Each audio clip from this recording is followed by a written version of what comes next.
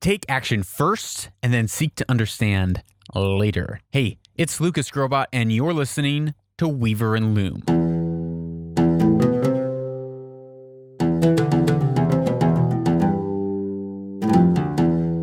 Welcome to episode 87 of Weaver and Loom. We are at part 4 of a 10-part series on my new book, Anchored: The Discipline to Stop Drifting.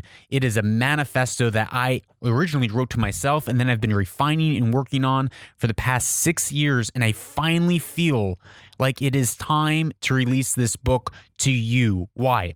Well, one, I just had my 4th son, and his name is actually Anchor, and I feel like there's this, I've tried to release this book before and it just has never felt right. And I feel like there's a divine timing right now in releasing it, just on the aftermath of my son being born just a month ago. And so October 3rd, 2019, Anchored: The Discipline to Stop Drifting is coming to Amazon and iTunes and all those other iBooks, all those other places where books can be found. And this book, as I said, was a manifesto written to myself as I was in a place of drifting, of wondering my purpose, trying to figure out how can I be not just successful, not just busy, not just doing all the right things in my life, but actually bearing fruit, actually achieving the goals that I wanted to achieve, that I was setting out to achieve. Because so often I felt like I would set out to achieve something and then I'd do something else and I'd try something else and I'd start thinking about and overanalyzing another project, and then I would go back to the first project, and I felt like I was getting nowhere. And when we moved to the Middle East 6 years ago, I just had this coming to moment where both me and my wife, we really had to dig deep and search and wrestle and figure out, who are we? Who are we as people, as individuals? What's our culture? Why is our culture our culture? And how does that mesh in with the rest of the world? So that is the space that this book came out of, and I began writing and thinking and meditating and journaling, researching, and finally this book is ready. And today we are talking about a chapter in the book titled Anchored is Doing First. Now, in the West, the way most of culture is structured is that we first inundate our minds with a lot of teaching. We memorize facts, we research, we understand all that. And then there's the premises. Once you get a lot of head knowledge, pretty soon it kind of materializes into heart values or kind of a passion or understanding. Then after you get that, you can start doing. Once you figure out all the right information, all the right steps, then you're prepared. Once you have the knowledge, then you're prepared to take action. But what I love about Eastern cultures, it is opposite. It's when you start taking action first, and that action actually leads to an understanding. It leads to a cognitive awareness of why something works and why something doesn't work. It is through that experience that we actually gain a working knowledge of the world rather than just a head knowledge of the world. And with that, we can actually go out and make a difference and make an impact. And so many of us have been disconnected from the loom. We've been disconnected from the work, and we're stuck deliberating, reading book after book after book, trying to figure out the right way, and we stop taking action because we start overthinking and overanalyzing the action that we need to be taking.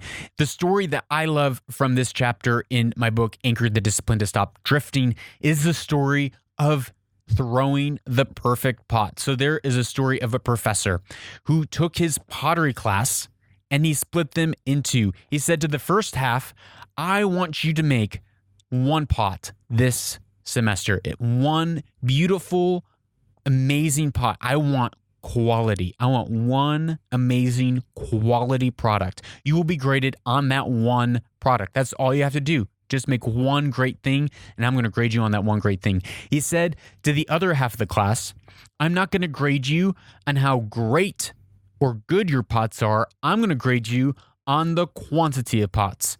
So the more pots you throw, the better your grade will be at the end of the semester.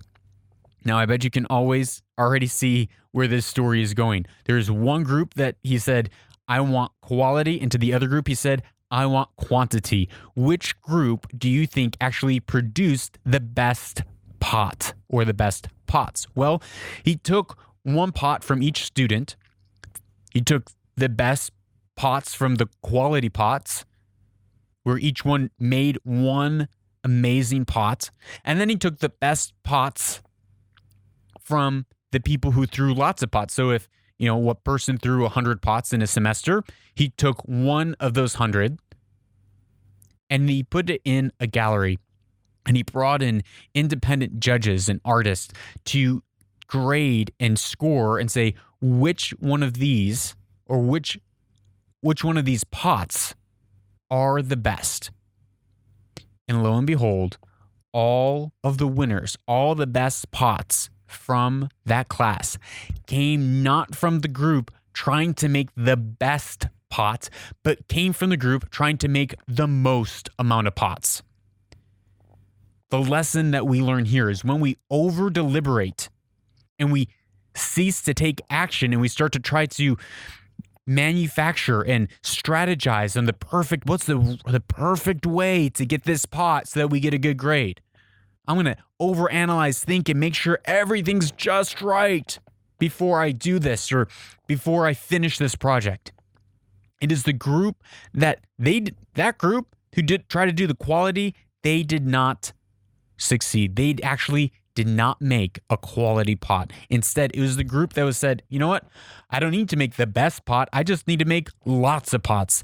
And it's through the making of a lot of pots, 100 pots over the course of a semester, that their skill grew, their craft grew, their feel for the clay of how to throw the pot right grew. And the result was their experience enabled them to know how to make a greater pot, how to make a better pot, rather than trying to know how to make a good pot, resulting in a good pot, because it doesn't.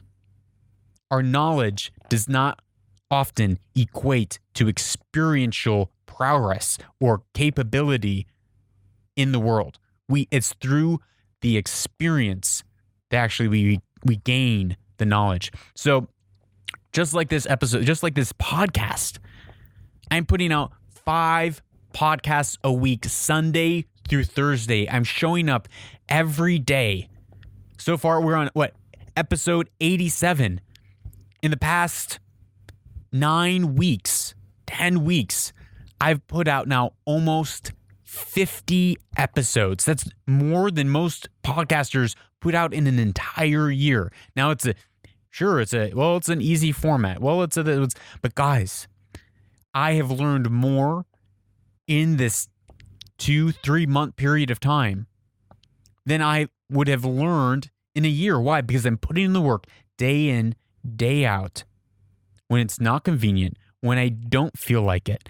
And because of that, I'm showing up, and that showing up causes my craft to grow. It causes me to grow as a communicator. And I bet if you go back and you listen to some of the early episodes of Own the Future, some of those early podcasts, and then some of the later ones. And then if you go back even and look in the last couple months, some of those early episodes compared to these episodes now, I feel like I have grown significantly in my ability to come here and show up and say something meaningful to you. At least I hope so. So please, October 3rd, the book comes out. I would love to see you achieve your dreams, achieve your goals, and to stop drifting through your life. So many of us drift through life. I don't want that for you. Why? Because I believe you were born with a purpose and a destiny. You were born as a change maker. If you weren't, you would not be here. But you're here. So please, October 3rd, put it on your calendar. Tell your friends if you enjoy this podcast, if it's meaningful to you, if you've gotten anything out of it, please tell your friends to come listen and subscribe to the podcast because it's completely free. Until next time, I'm Lucas Scrobot. You are a change maker, and this is where destiny is woven.